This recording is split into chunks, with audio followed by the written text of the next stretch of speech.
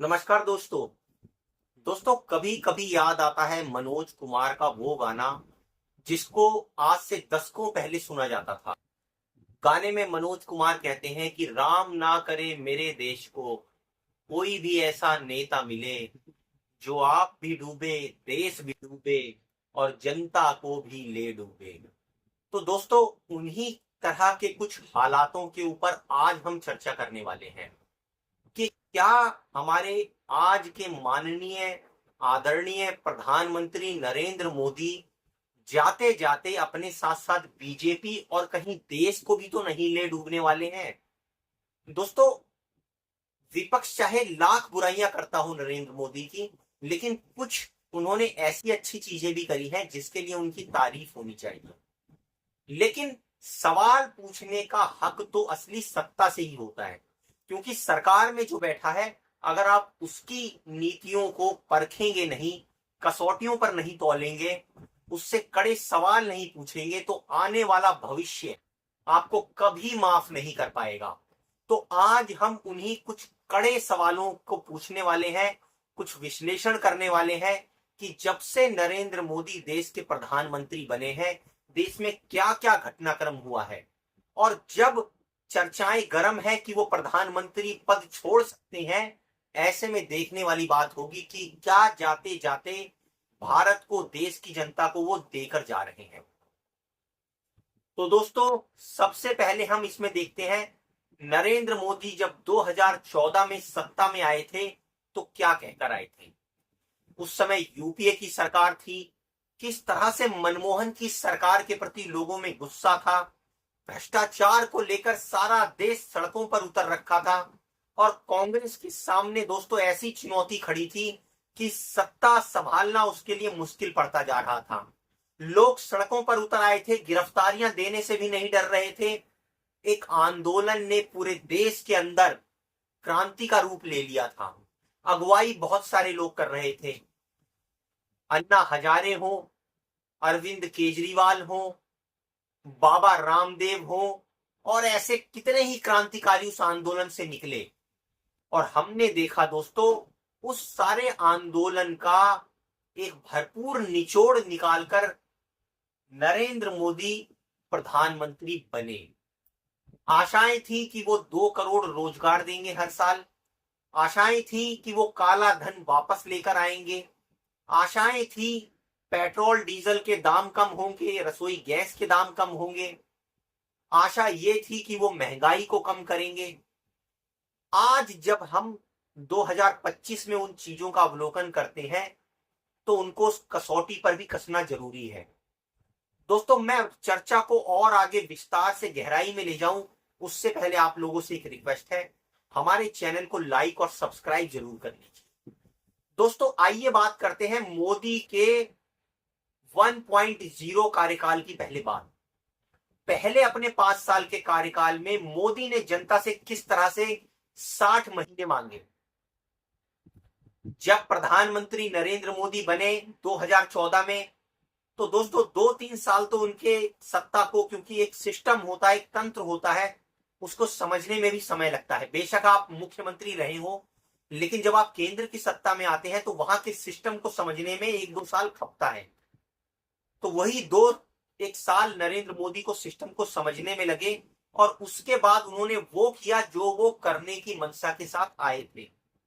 2016 में उन्होंने नोटबंदी करी।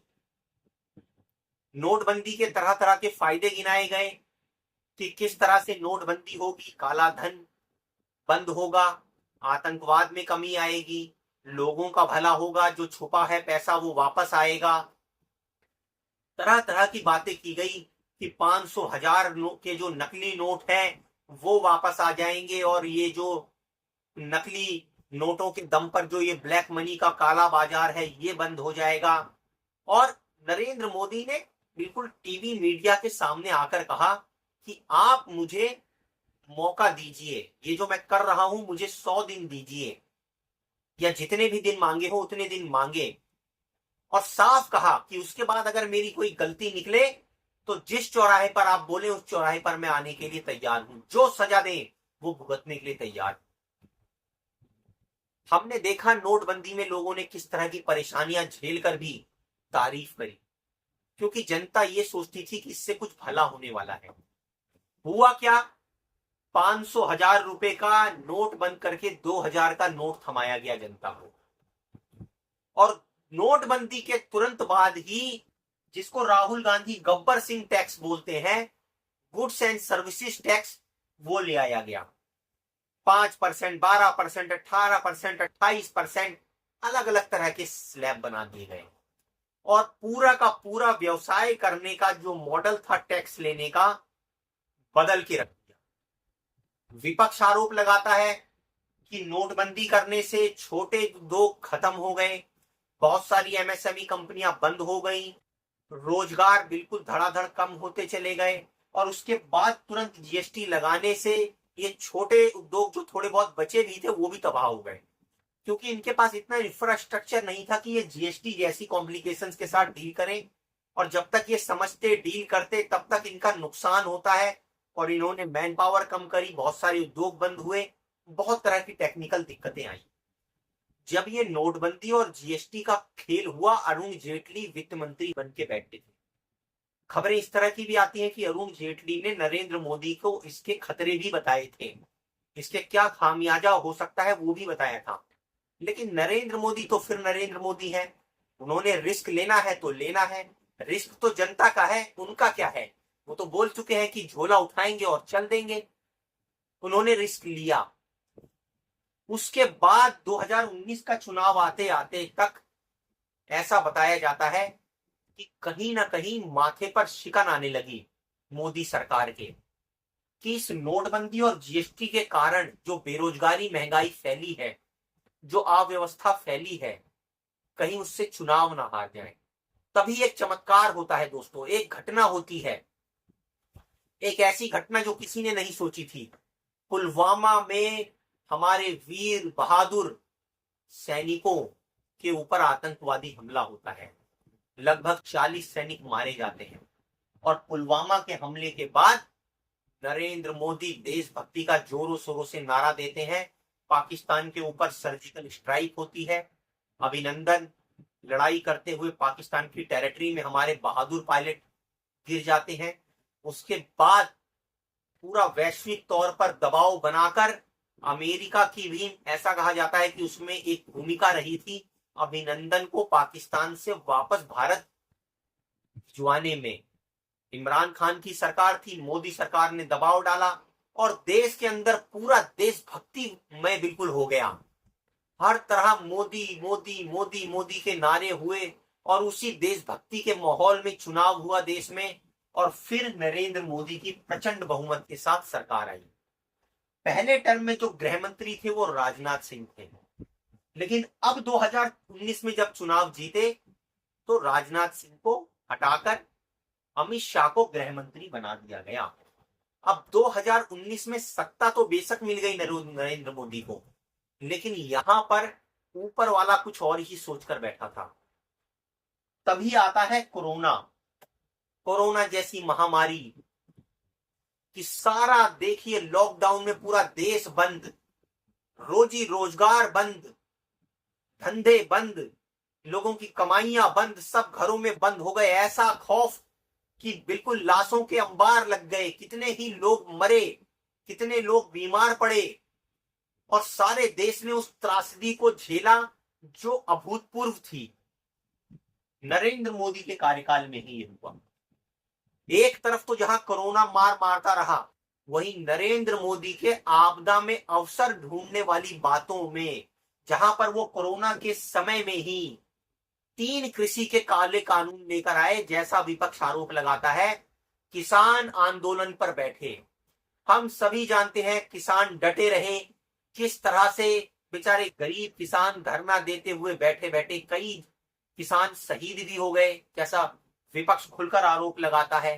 किसान आंदोलन हुआ, दिल्ली के अंदर ट्रैक्टर लेकर जो है हंगामा किया गया, सभी ने वो मंजर देखा दोस्तों।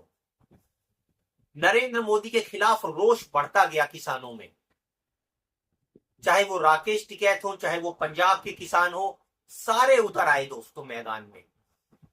नरेंद्र मोदी को आखिर हार मानकर 3 कृषि के काले कानून वापस लेने पड़े। उसी के बाद दोस्तों क्या होता है, बिगड़ती अर्थव्यवस्था। कोरोना के बाद नरेंद्र मोदी ने 20 लाख करोड़ का राहत पैकेज दिया, कॉर्पोरेट घराने को दिया कि भैया कॉर्पोरेट घराने को अगर कोरोना की मार से बचाने के लिए दिया कि वो इन्वेस्टमेंट करेंगे और उनको नौकरियां सृजन करने में जो है वो अपॉर्चुनिटी मिलेगी, हमारे युवाओं को रोजगार मिलेगा। रोजगार मिला नहीं मिला भगवान जाने, 20 लाख करोड़ कहां गए ये भी एक रिसर्च का विषय है भारतीय अर्थव्यवस्था के अंदर, कि वो 20 लाख करोड़ आखिर चले कैसे गए कॉर्पोरेट के अंदर, कितनी नौकरियां सृजित हुई, अर्थव्यवस्था में क्या हुआ। जब कॉर्पोरेट को नुकसान होता है तो क्या आम आदमी जो बैठा है, जिसकी नौकरी रोजगार नहीं है, जो महंगाई से त्रस्त है, उसका नुकसान नहीं हुआ उस कोरोना में? उसको कोई राहत पैकेज क्यों नहीं दिया सरकार ने? अपने सिर्फ कॉर्पोरेट मित्रों के लिए ही ये खजाने खोले गए। फिर दोस्तों देश पर कर्जा बढ़ता गया, ये 20 लाख करोड़ दिए, फलाना दिए, धड़ाधड़ मोदी सरकार देश के ऊपर कर्जा लाती गई।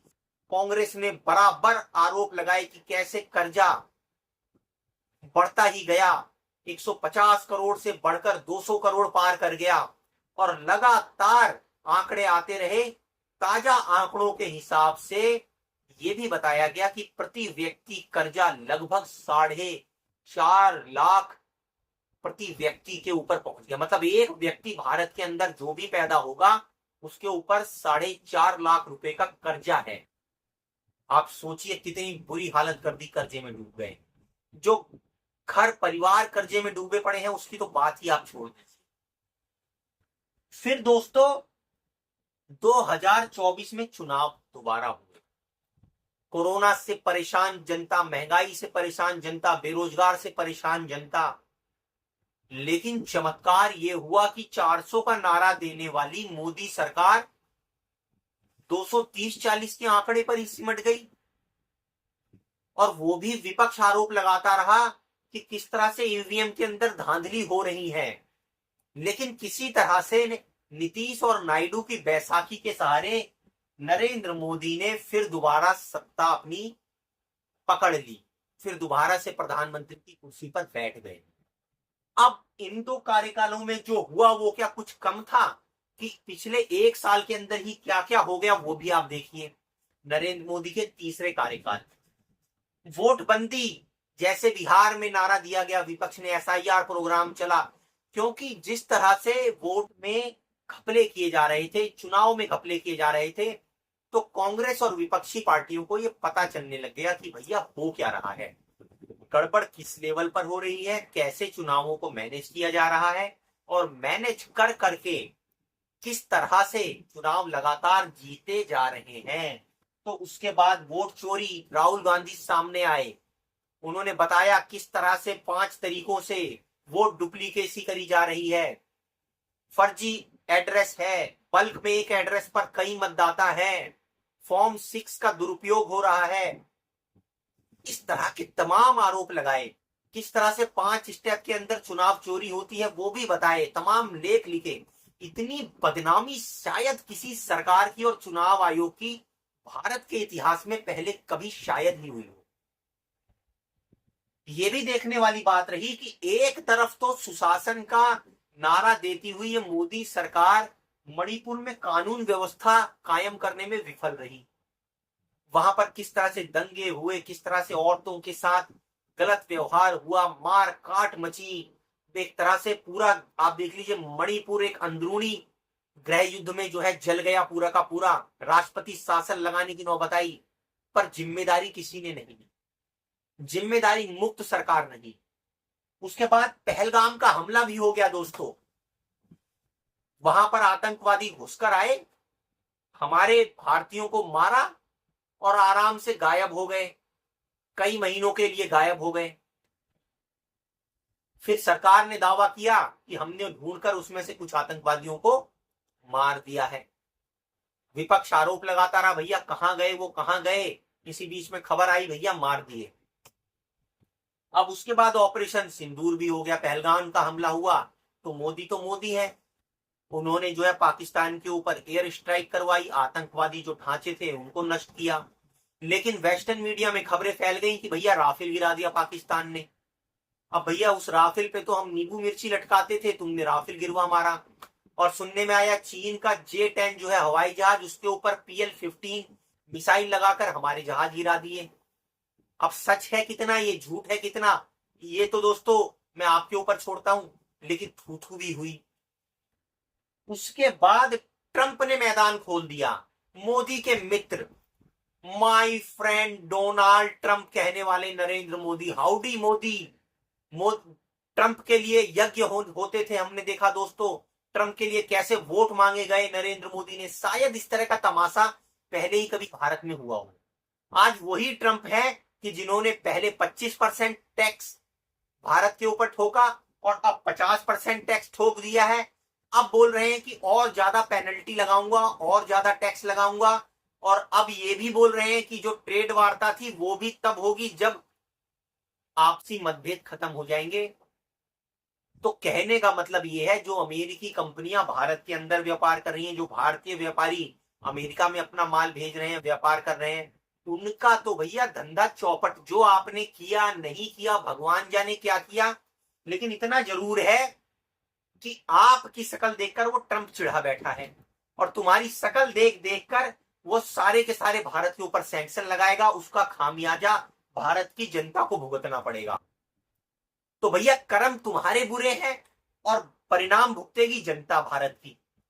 और कहीं ऐसा ना हो जो मैंने शुरू में कहा था कि नरेंद्र मोदी जाएंगे तो कुर्सी को छोड़ेंगे तो, लेकिन जाते जाते कहीं बीजेपी के साथ साथ देश को भी ना ले डूबें। क्योंकि एक ऐसा आर्थिक आपातकाल बिल्कुल भारतीय अर्थव्यवस्था के मुहाने पर दिखाई पड़ता है कि इन सैंक्शंस को लगा देने के बाद अर्थव्यवस्था के अंदर झटके लगेंगे, युवाओं की नौकरियां जाएंगी, महंगाई बढ़ेगी। कैसे झेलेगा भारत इसको, ये बहुत बड़ा सवाल है दोस्तों। इस वीडियो पर कमेंट कर आप अपनी राय जरूर रखिए।